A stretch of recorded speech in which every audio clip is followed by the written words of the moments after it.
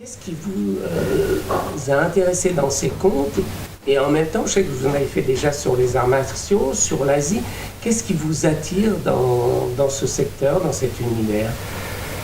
Alors, est-ce que c'est parce que justement j'ai commencé assez jeune la pratique des arts martiaux qui sont très imprégnés de zen et donc de bouddhisme, donc j'ai été touché par ces récits d'enseignement, cette façon de concevoir la vie.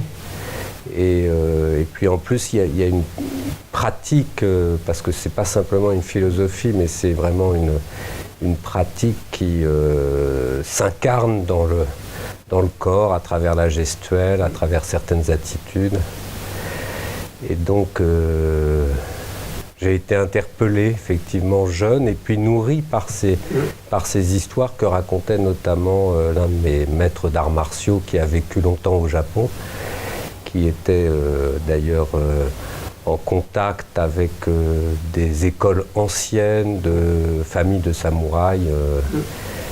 Et donc, comme je le disais, c'est intimement lié au zen parce que les samouraïs, les shoguns pratiquaient eux-mêmes le zen. Alors, et vous pratiquez le zen? Oui.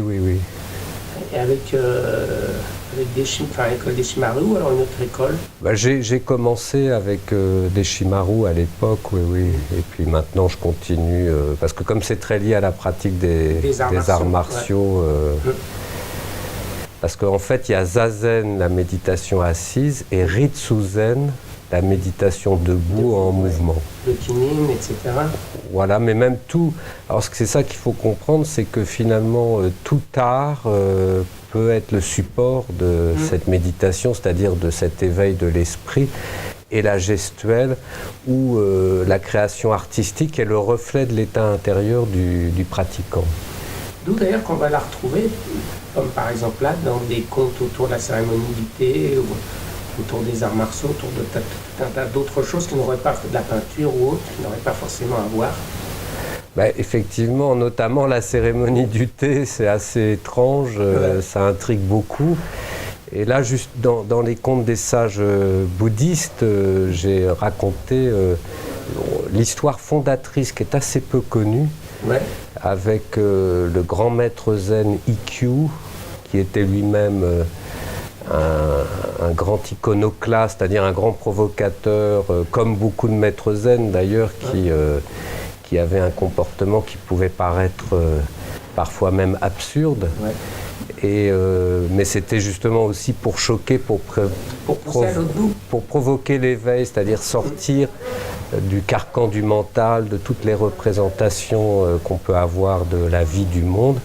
Donc ils essayent, c'est un peu comme des maîtres d'arts martiaux, ils essayent de trouver la faille chez leurs disciples ou chez leurs interlocuteurs pour les amener à un état au-delà finalement de l'ego. Parce que c'est de ça dont il s'agit, c'est la libération de l'ego, donc d'une vision très étroite, très étriquée, qui empêche de s'ouvrir à l'énergie universelle et puis bien sûr à la compassion. Il faut comprendre finalement toutes ces illusions qui nous empêchent d'être en contact avec l'ultime réalité. Et alors comment on va les sélectionner, vous les avez choisis, puisque là, à la limite, vous pourriez même écrire j'allais dire, un recueil de contes zen ou sur le bouddhisme chinois ou coréen qu'on connaît peu. En fait, j'ai déjà fait un recueil, les contes des sages zen. Il y a aussi les contes des sages du Japon où il y a quelques histoires zen, plus les contes des sages samouraïs. Voilà. Et avant les contes des arts martiaux. Donc là, déjà j'ai mis des histoires qui ne sont pas du tout dans ces recueils-là, puisqu'il y a l'Inde, la Corée, la Chine. Et après, j'en ai trouvé des nouvelles pour représenter le Tibet et le Japon. Et puis alors, je me suis beaucoup employé aussi à trouver des histoires qui mettaient à l'honneur ce qu'on appelle communément le féminin sacré, en tout cas le rôle que peuvent avoir les femmes aussi dans le bouddhisme, ce qui n'est pas facile dans un monde de moines. Ouais. Mais ce qui est étonnant, c'est que même dès l'époque du Bouddha, les nonnes ont une place importante, quoi. Oui, mais après ça a été occulté. Vous savez bien quelles sont les tendances dans les différentes religions. Alors qu'il y a des normes assez fortes quand même. Ah oui. Ben là, justement, il y a il y a des figures. Pour le Chan, donc le zen chinois, il y a une nonne qui s'appelle Mo Shan, le sommet de la montagne, qui était vraiment considéré comme l'un des plus grands maîtres zen de l'époque. Et d'ailleurs, il y a un moine qui vient jouter avec elle et puis qui est défait et qui devient son disciple. Et alors elle était même supérieure d'un monastère où il y avait des hommes et des femmes, ce qui était en contradiction avec les règles du Vinaya, c'est-à-dire les règles des moines, les règles monastiques. Quand vous faites la sélection, parce que moi ce que j'ai bien aimé aussi à l'intérieur, c'est comme vous dites, il y a la Corée, la Chine, le Tibet, le Japon, et qu'il y a peut-être un peu plus du Japon, mais en général c'est assez équilibré. Ça veut dire que vous vous êtes dit, il faut que je mette quand même 2-3 contes de chaque pour que l'équilibre tienne bien. Oui. J'essaie de faire comme une anthologie en fait. Donc non seulement par pays ou civilisation, mais aussi pour que toutes les thématiques soient représentées. C'est-à-dire, justement, il y a quand même un récit d'arts martiaux avec un samouraï. Il y a aussi la cérémonie du thé, la calligraphie, et puis la poésie qui est très importante. Donc pour moi, c'est important effectivement de vraiment donner toutes les saveurs, toutes les différents aspects de l'influence d'une spiritualité aussi dans les cultures qu'elles ont inspirées.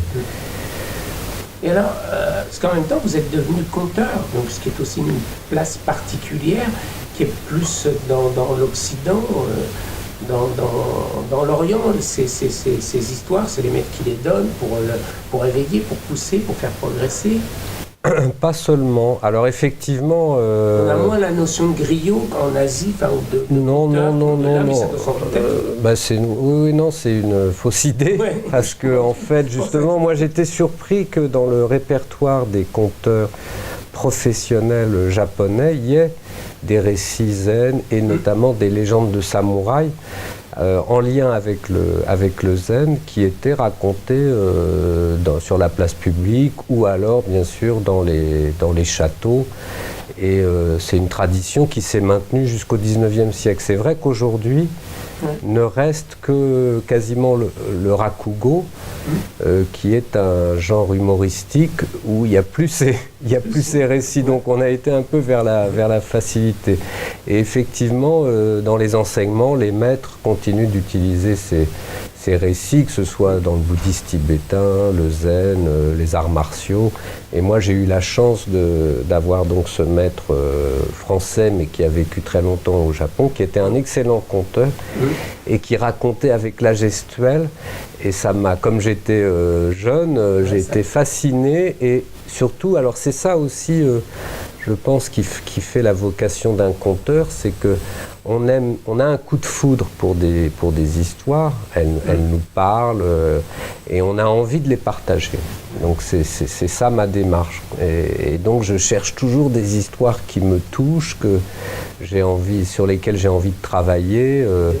Et alors le travail du conteur, c'est de trouver toutes les versions possibles d'une histoire, parce qu'il y en a souvent plusieurs, et de faire sa synthèse la plus complète possible avec sa sensibilité et bien sûr en essayant de transposer aussi d'une culture à l'autre et de donner des clés pour que quelqu'un qui n'est pas initié comprenne et la résonance de toutes les dimensions d'une histoire. Et puis je complète souvent avec des poèmes, avec des sentences.